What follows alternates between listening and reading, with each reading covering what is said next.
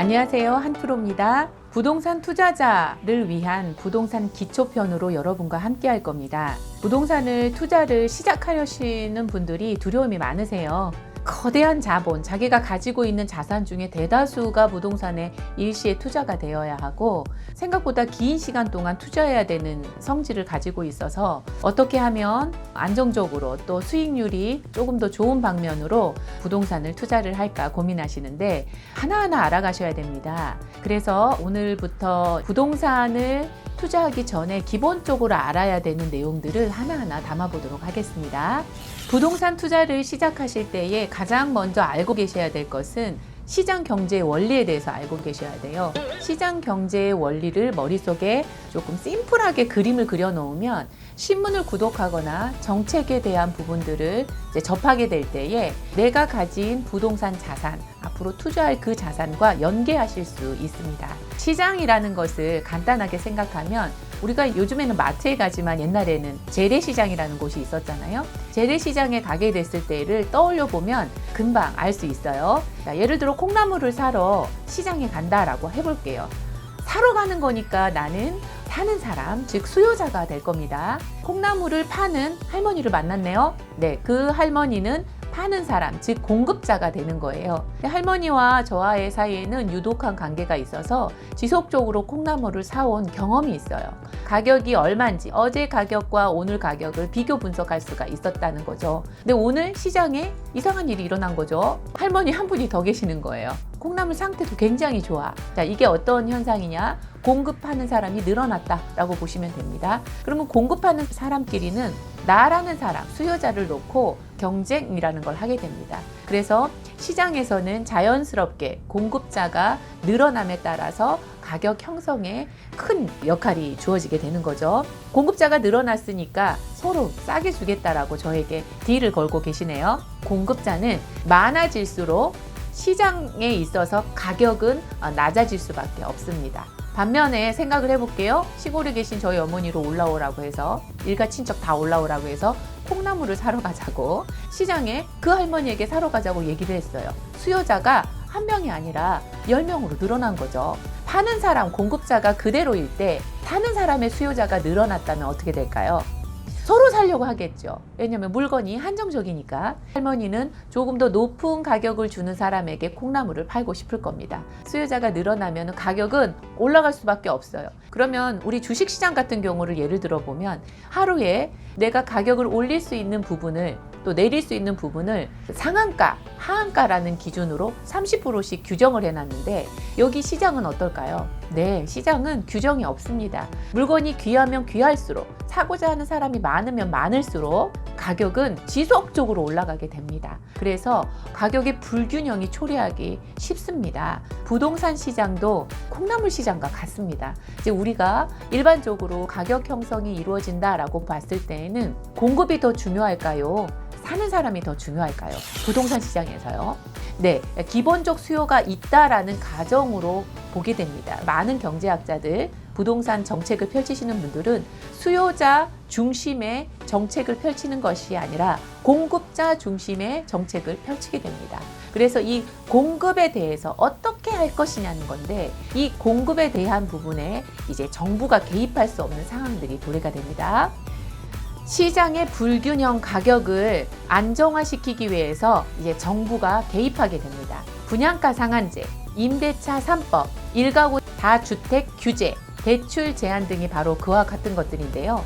이런 정부의 개입들이 시장에 영향이 어떻게 끼쳐지냐는 개입하고 나서 정책이 발표되고 나서 즉각적으로 변동이 되는 것을 보면서 알 수 있어요. 우리 현재 정부에서는 어제까지 해서 24번째 그리고 그거의 보완책으로 25번째 정책이 나왔는데 하지만 이 모든 정책이 시장을 안정화시킬 수는 없습니다. 왜냐하면 사는 사람, 수요자와 공급자의 파워가 더 크기 때문에 그래요. 그래서 이 세 가지의 원리, 공급에 늘어날 거냐, 수요자는 지속적으로 더 늘어날 거냐, 이제 이 관계에 대해서 우리가 예측하고 있다면 내가 지금 부동산을 투자로서 접근할지 거주로서 또는 소유로서 접근할지들이 구분이 될 거라고 보여집니다.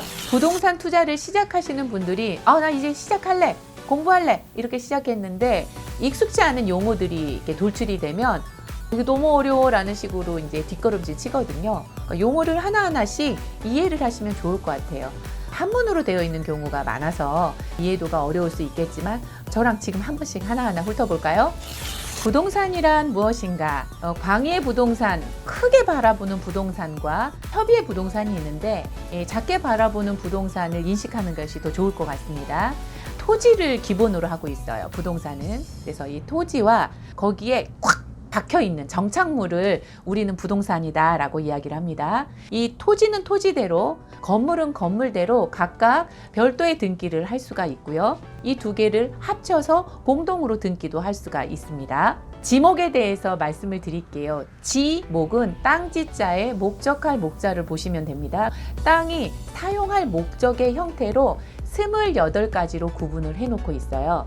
우리가 밭농사를 짓겠다, 논농사를 짓겠다라고 하면 전과 답, 그리고 산 같은 경우는 임야라고 하고요. 주차장 같은 경우는 주차장 용지 따로 이렇게 정해져 있고, 건물을 지을 수 있는 토지를 대라고 합니다. 이런 식으로 전답, 과수원, 목장 용지, 임야, 염전, 대학교 용지와 같은 목적에 의거해서 28가지로 구분을 시켜놔요. 그런데 많은 분들이 궁금해하시죠? 현재 목적은 전 밭으로서 사용을 하고 있어야 되는데 거기가 건물이 올라간 경우가 있어요. 자, 이제 이럴 때에는 세법상, 그러니까 아직은 용도를 구분, 지목을 변경해 놓지는 않았지만 세법상으로 볼 때 실제 사용할 수 있는, 사용하고 있는 것을 토대로 세금을 매기기 때문에 내가 지금 투자할 곳, 그리고 현장에 방문을 해서 그 투자할 곳의 공적 장부에 있는 지목과 그리고 실제 사용하고 있는 용도를 확인해 볼 필요가 있겠죠.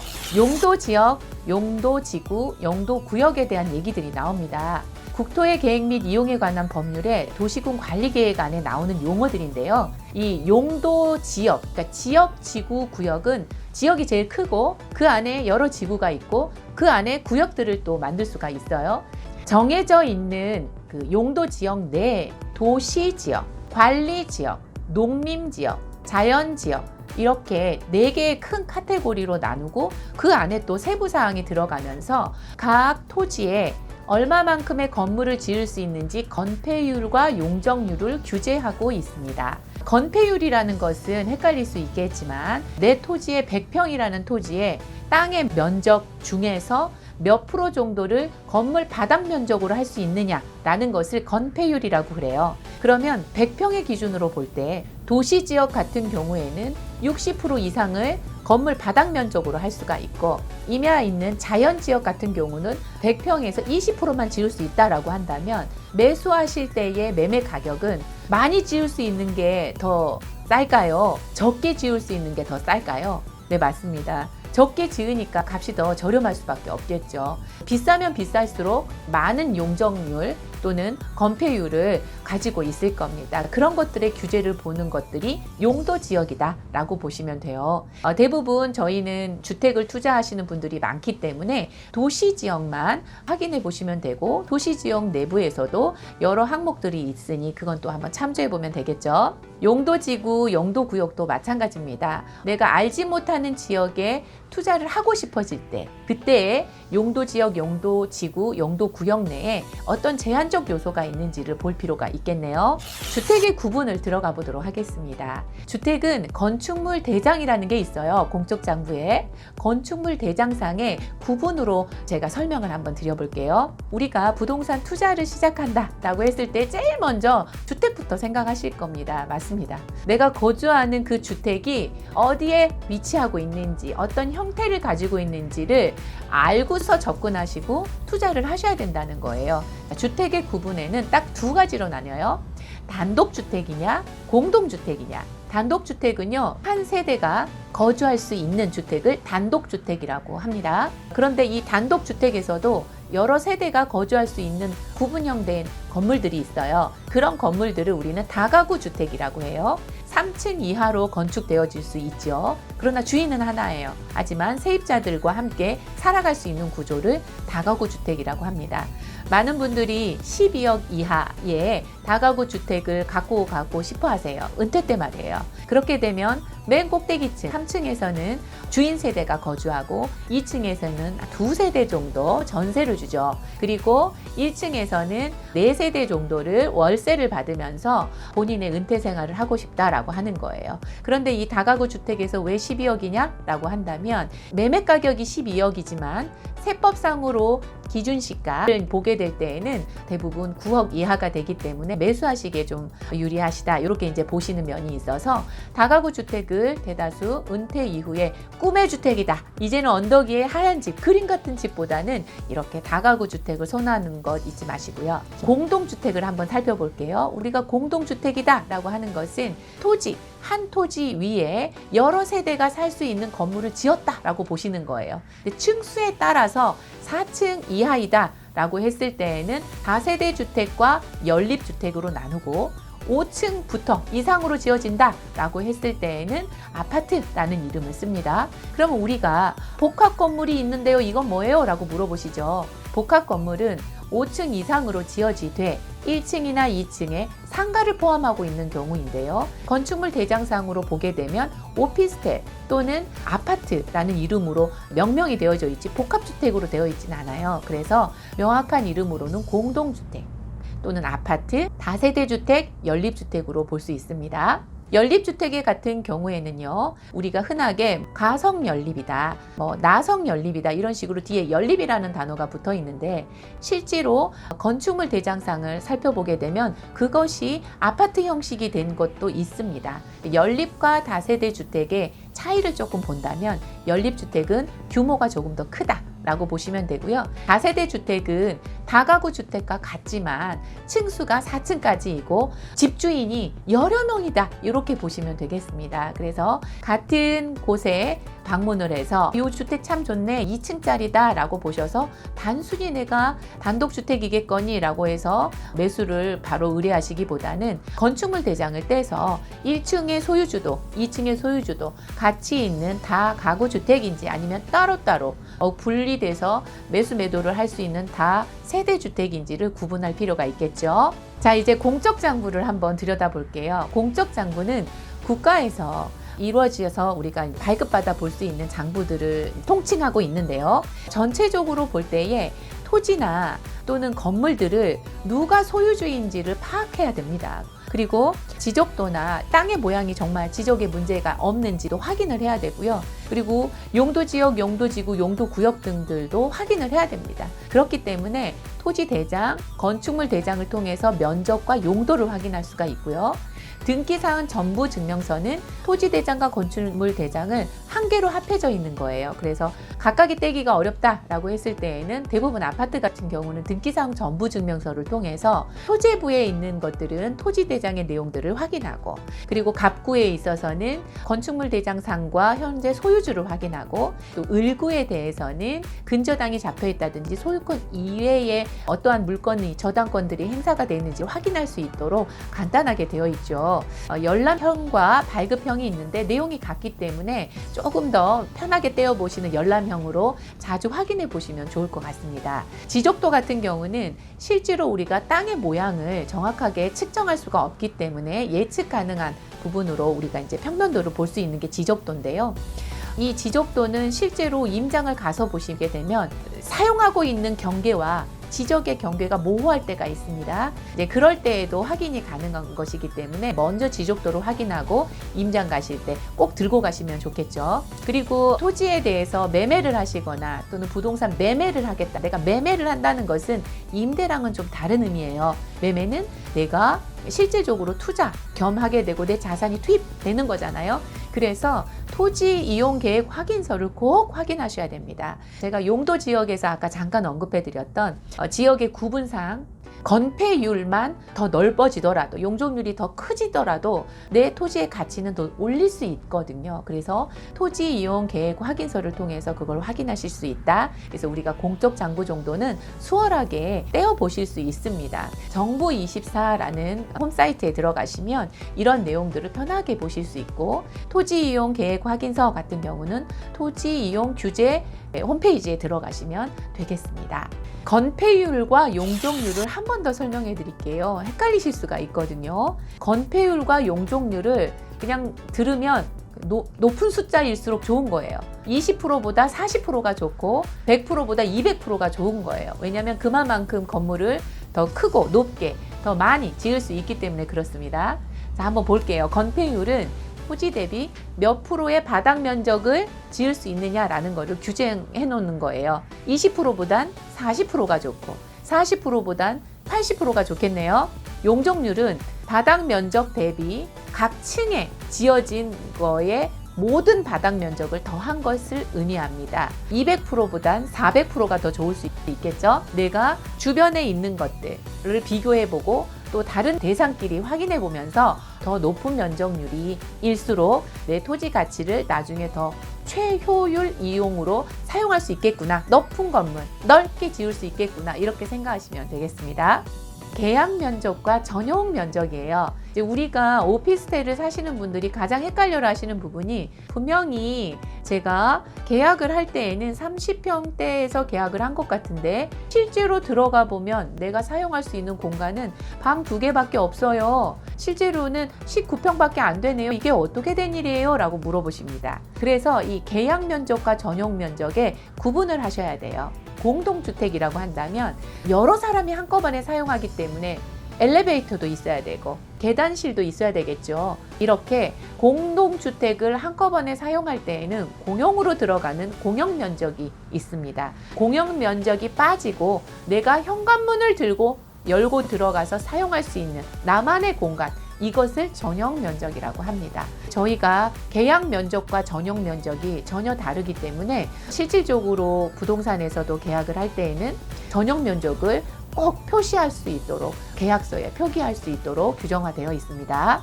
주택에 대해서 한 번 더 설명을 드리면 장기간 독립된 주거 생활을 할 수 있는 구조여야 하는 것이 주택이에요.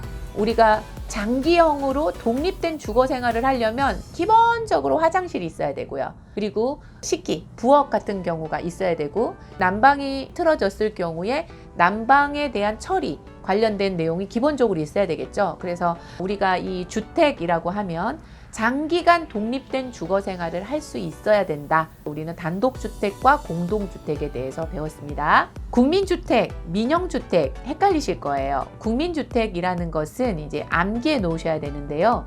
규모를 외우셔야 돼요.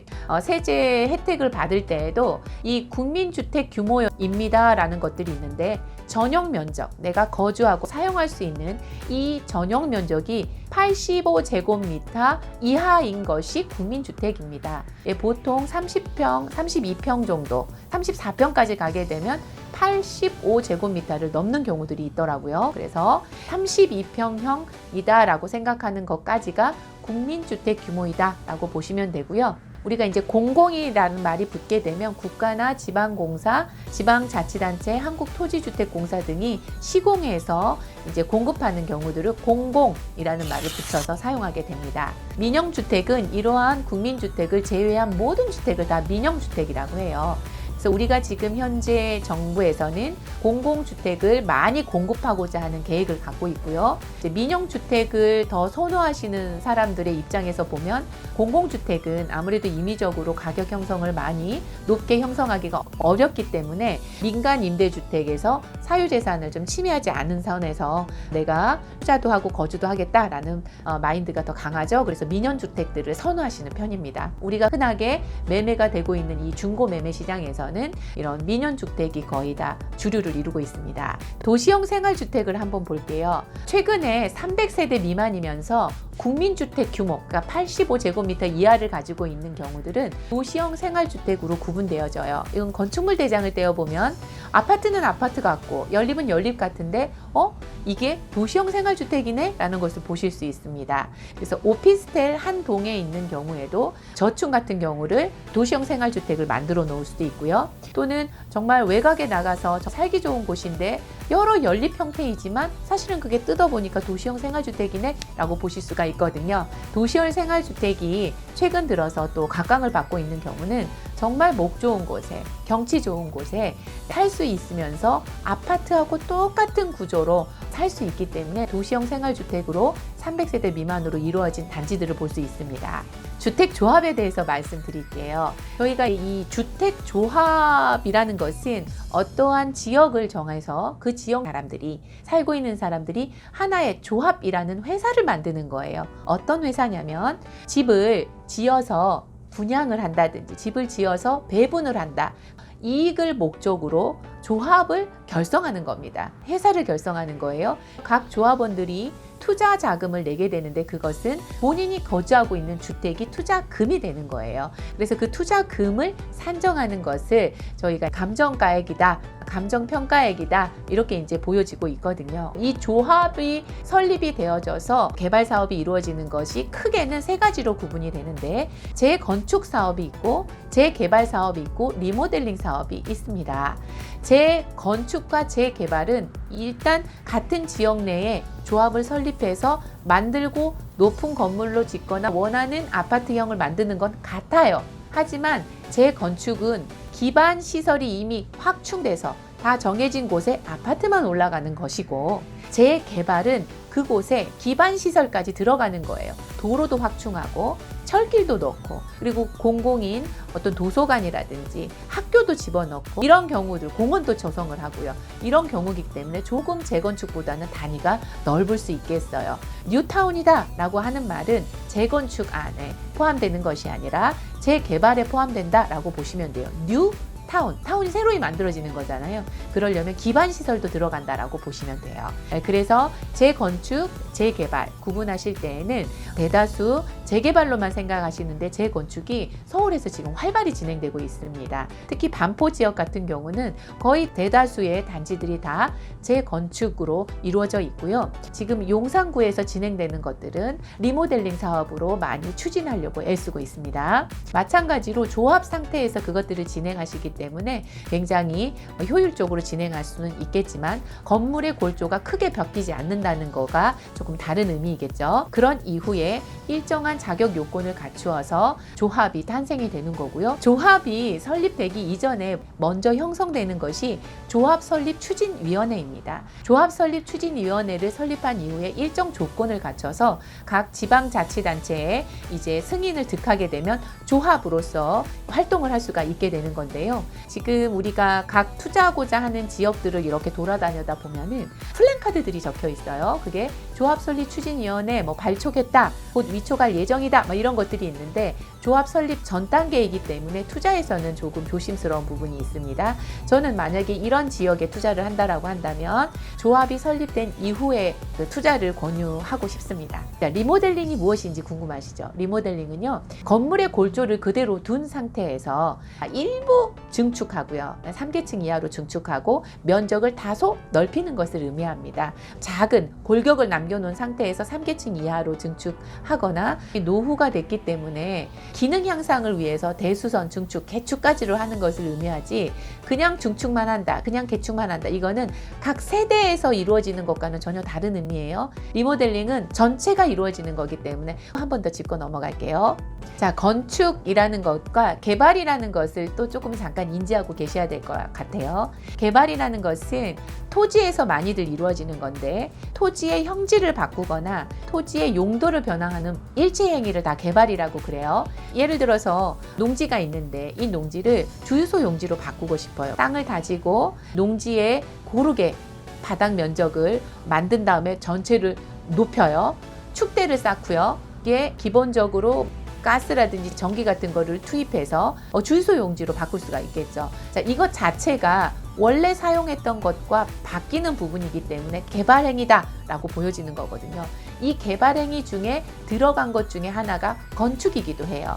건축의 형태와 개발적인 형태의 중에서 개발행위를 하시겠다 라고 하는 것보다는 내가 만약에 처음 투자하는 사람에게는 조그만 거를 사서 리모델링, 내 집안에 있는 리모델링을 하는 것이 훨씬 좋지 않겠나. 새로이 내가 건축사무소에 가서 건축할래요, 새로이 내 집을 다 부시고 신축할래요, 여기까지 가기에는 조금 어렵지 않겠나라는 생각이 듭니다.